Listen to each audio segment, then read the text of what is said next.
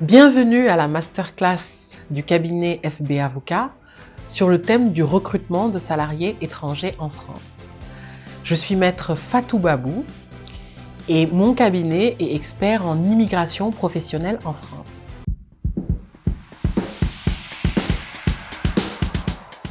Le recrutement de main-d'œuvre qualifiée est une préoccupation majeure pour beaucoup d'entreprises françaises. Certains secteurs d'activité ont une très grande difficulté à recruter une main-d'œuvre qualifiée.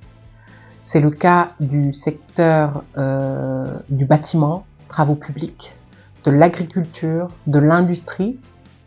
Et très souvent, ces secteurs d'activité ont recours à une main-d'œuvre étrangère. Pour l'activité saisonnière, par exemple, dans le secteur de l'agriculture, on a un recrutement étranger de près de 80%. Et Pôle emploi précise que pour toutes les activités saisonnières, on a près de 95% des projets de recrutement qui sont étrangers. Seulement, recruter un salarié étranger nécessite une connaissance du droit du travail des étrangers en France.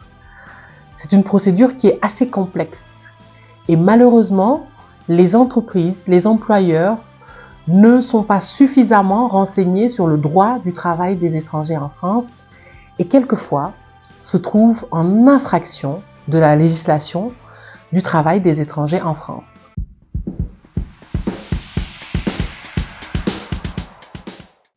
Lorsque vous recrutez un salarié étranger en France, vous devez prendre en compte plusieurs éléments.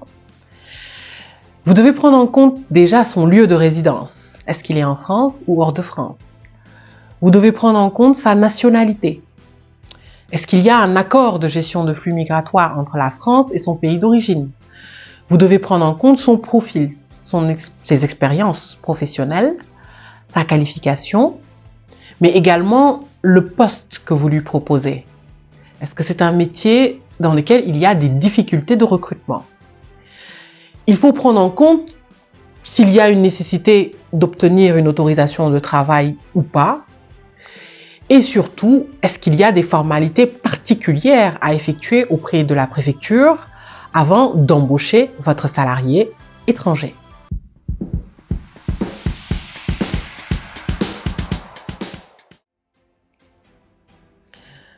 Le recrutement de salariés étrangers en France répond à plusieurs règles spécifiques.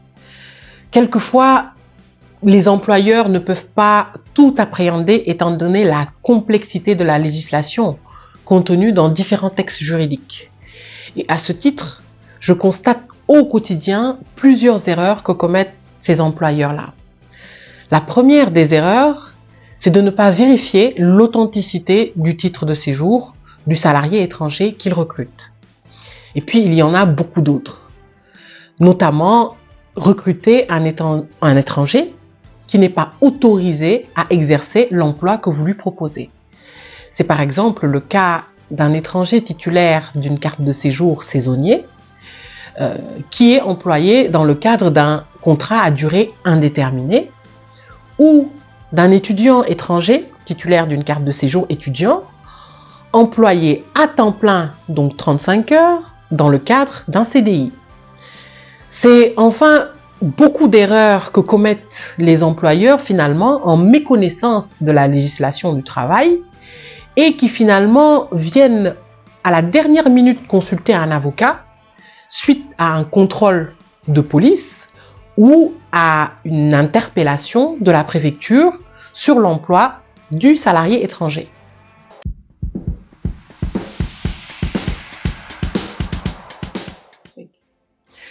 Parce qu'en cas de méconnaissance de la législation du travail des étrangers en France, vous risquez jusqu'à 5 ans d'emprisonnement et 15 000 € d'amende.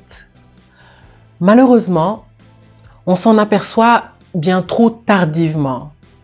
Lorsqu'il y a un contrôle de police ou un contrôle de l'inspection du travail, les employeurs découvrent finalement qu'ils ont embauché des ressortissants étrangers qui n'était pas autorisé à exercer l'emploi qu'il lui proposait.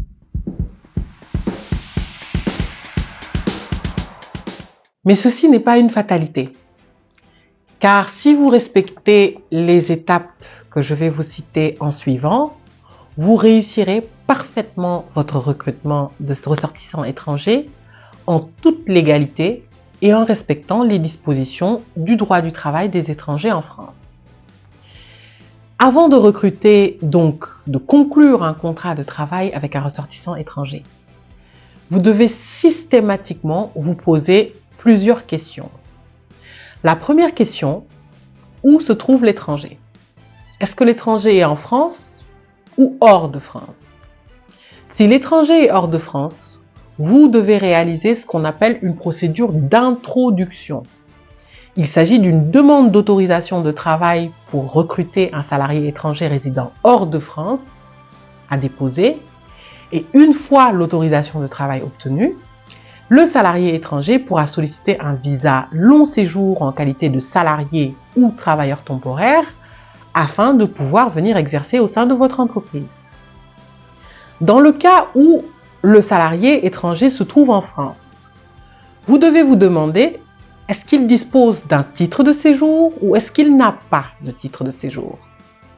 Si le salarié étranger dispose d'un titre de séjour, vous devez vous demander, est-ce que le titre qu'il détient l'autorise à exercer un emploi sans solliciter préalablement une autorisation de travail?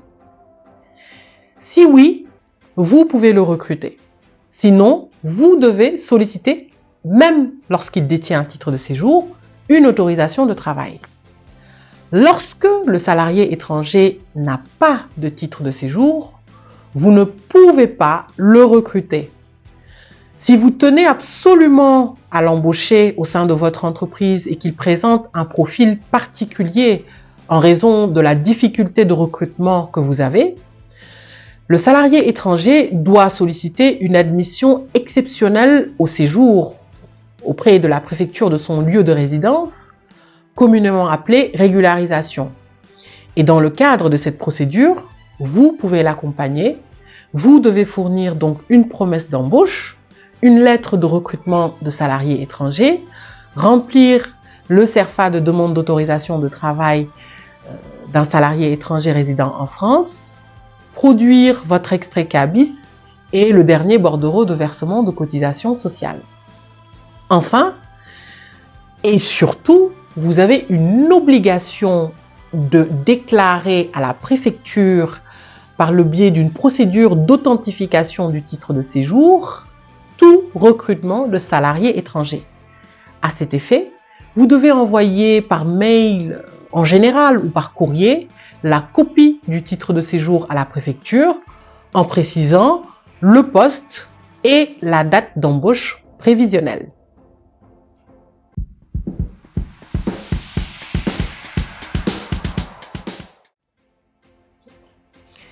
Le plus important dans le recrutement d'un ressortissant étranger, c'est l'autorisation de travail.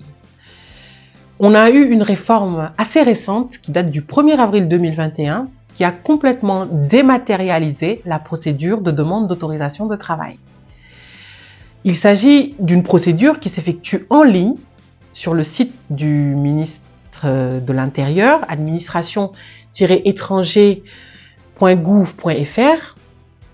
Et c'est une procédure finalement qui est faite auprès de plateformes interdépartementales de main-d'œuvre étrangère. Pour solliciter l'autorisation de travail, il y a une procédure très importante à respecter, c'est celle de l'opposabilité de la situation de l'emploi. C'est-à-dire, avant de recruter un ressortissant étranger, il faut vérifier s'il n'y a pas une autre personne de nationalité française, par exemple, ou ressortissant étranger avec des droits assez complet, inscrit sur le marché de l'emploi qui ne puisse pas prétendre à cet emploi. Et donc, il y a une obligation générale de publier une offre d'emploi pendant un délai de 3 semaines. Si à l'issue de ce délai, aucun candidat ne remplit les critères de l'offre, vous pourrez ainsi recruter le ressortissant étranger.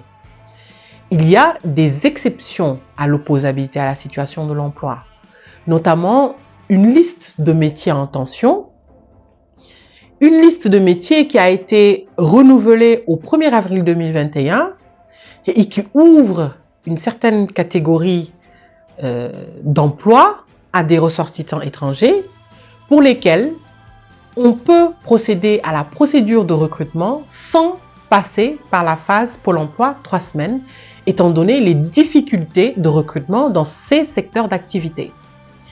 Il y a également une exception à l'opposabilité de la situation de l'emploi liée aux étudiants titulaires d'un diplôme de master et à certains ressortissants de pays ayant un accord de gestion de flux migratoires dans lequel est annexée une liste de métiers qui est ouverte à ces ressortissants. Donc, avant de procéder à la demande d'autorisation de travail, vous devez systématiquement vérifier si l'emploi que vous proposez est opposable ou non aux ressortissants étrangers que vous recrutez.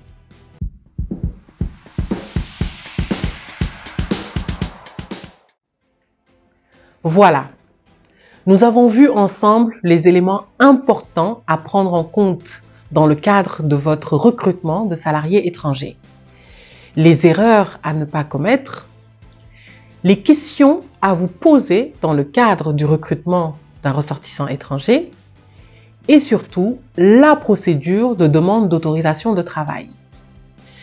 Je vous ai parlé de la généralité du droit du travail des étrangers en France. Il y a plusieurs particularités. Les types de titres de séjour qui permettent de travailler sans autorisation de travail. Les types de titres de séjour qui sont soumis à autorisation de travail. Les procédures de changement de statut. Le passeport talent et bien d'autres titres. Vous devrez toujours veiller à vérifier sur les sites de l'administration publique, notamment servicepublic.fr ou le site du ministre de l'Intérieur, toutes ces spécificités qui sont assez importantes dans le cadre de votre recrutement de ressortissants étrangers.